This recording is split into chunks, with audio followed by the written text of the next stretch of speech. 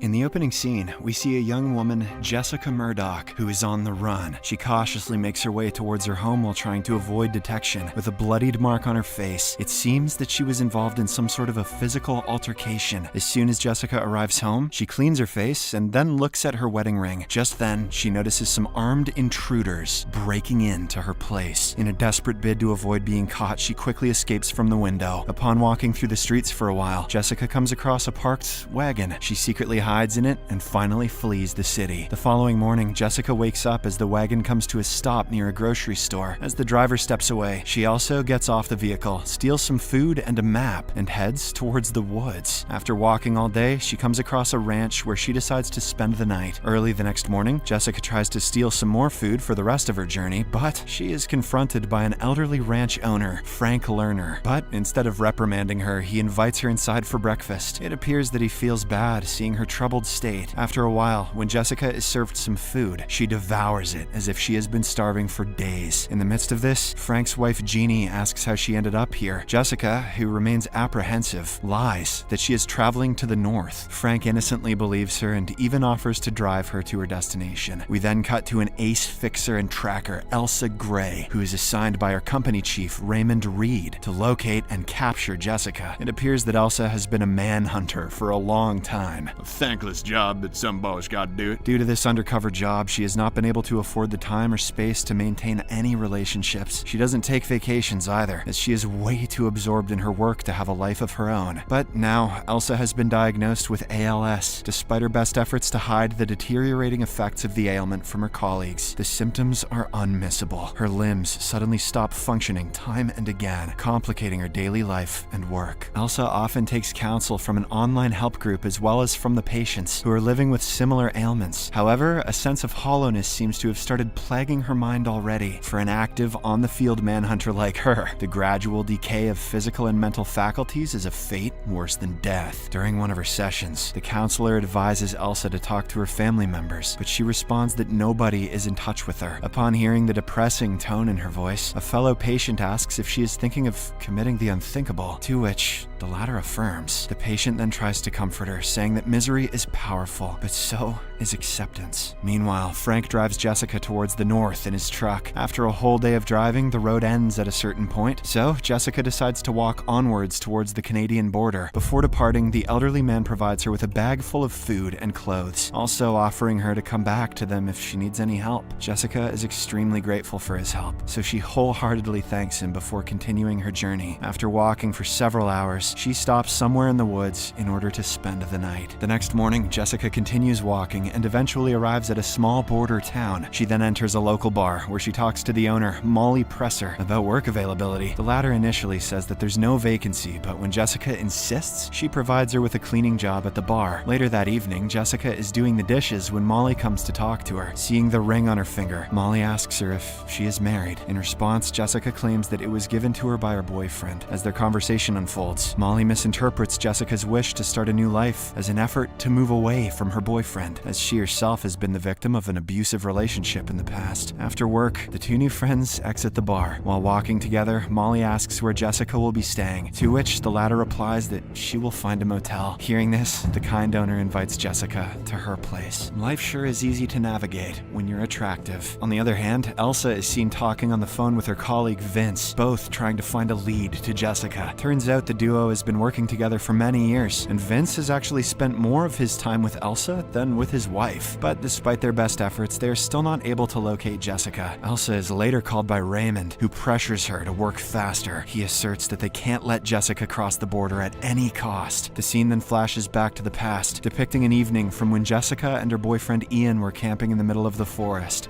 She loves the forest. While they were enjoying the bonfire, a dog showed up. Despite Ian's warning against touching it, Jessica proceeded to pet the dog and even cuddled with it while sleeping. The following morning, the couple woke up to find several red spots on Ian's body, as well as on Jessica's foot. Here, it is revealed that the earlier dog was carrying a strain of Ebola virus.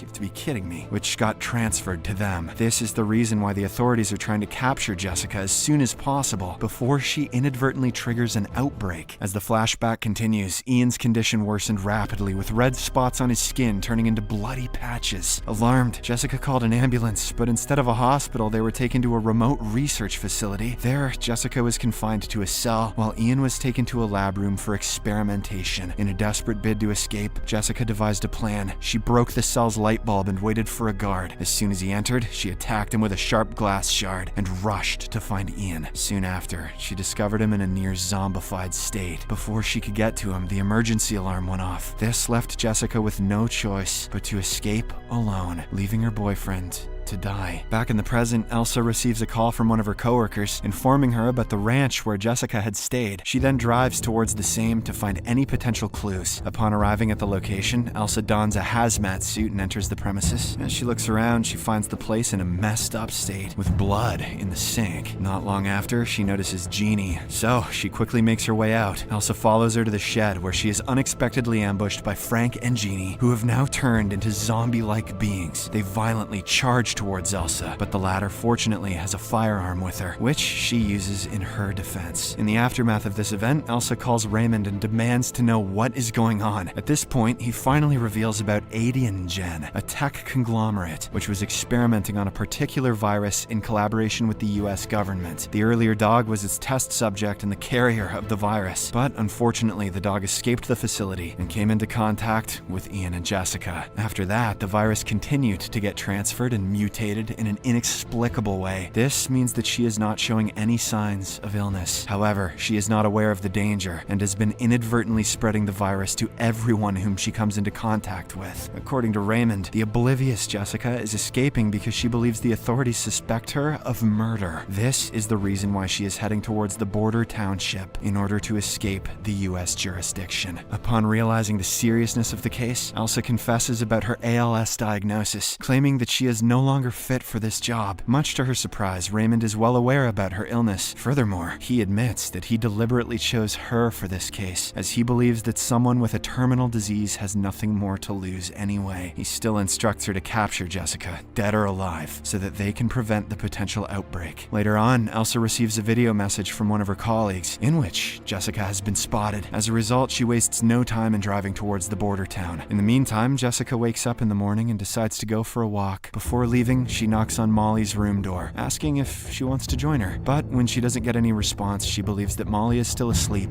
and goes out alone. In reality, Jessica has unintentionally transferred the virus to Molly, and thus she is suffering inside the room. Later, while Jessica wanders around the street, she is unexpectedly spotted by Elsa. Sensing the imminent threat, she immediately runs away. Elsa tries to chase her, but her ailment prevents her from doing so. Jessica then returns back to Molly's place and starts packing her belongings to leave. Amidst this, she hears an unusual noise from Molly's room, so she goes upstairs to check. As soon as she opens the door, she is startled by a horrific sight, a blood-covered and zombified version of Molly. The zombie then suddenly comes to life and charges towards Jessica. In a desperate attempt to save herself, Jessica grabs a pan and reluctantly beats her friend to death.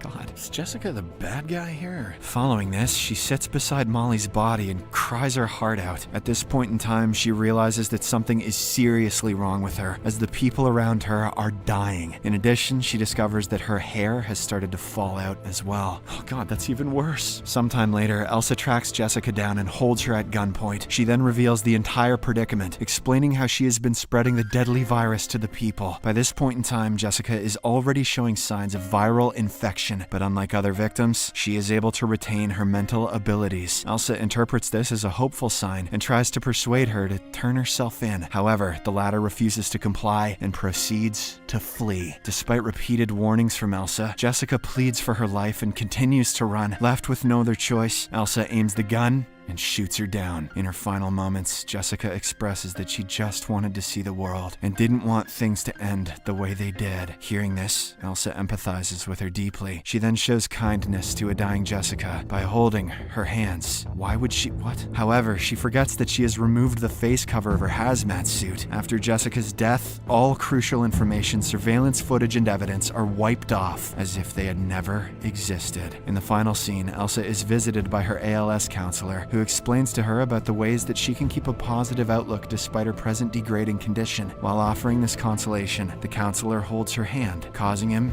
to cough uncontrollably. Elsa is shaken from her distracted mind as she realizes that she is another asymptomatic carrier of the virus.